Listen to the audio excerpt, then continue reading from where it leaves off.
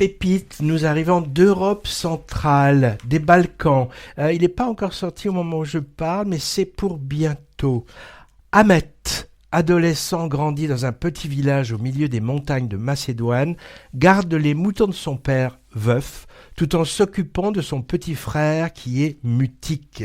Mais ce qui le fait rêver, Ahmet, c'est la musique.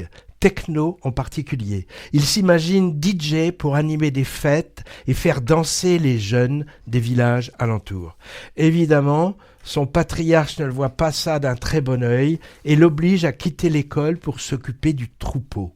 Alors il va arriver à Ahmet des aventures illustrant son désir d'émancipation avec charge ironique contre le patriarcat, l'archaïsme, le poids de la religion et beaucoup d'humour et un peu de romance. Film avec un aspect assez ethnographique, je dirais, nous montrant le quotidien de cette communauté isolée, communauté turcophone, je crois me souvenir qu'on y parle turc.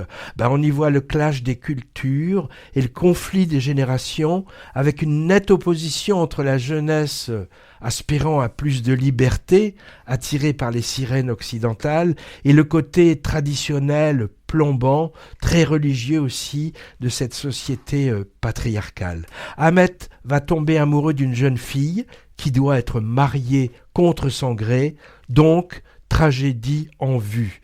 Mais en fait, c'est l'humour qui prend le dessus, avec plusieurs scènes très drôles, montrant des transgressions. Alors, je ne vais pas les dévoiler en détail, mais on y voit par exemple un imam dépassé par la technologie, une représentation de danse traditionnelle qui va surprendre les villageois, et un mouton assez croquignolé.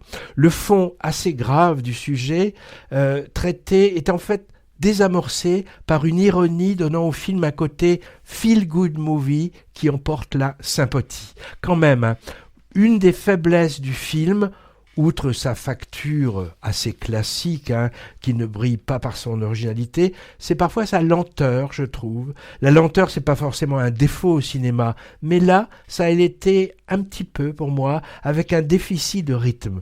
Petite réserve aussi, pour remplacer le terme de bémol, le jeune acteur, il s'appelle Arif Jakup, que j'ai pas trouvé très charismatique et sans doute un peu trop âgé et costaud pour le rôle d'Ahmet supposé avoir 15 ans.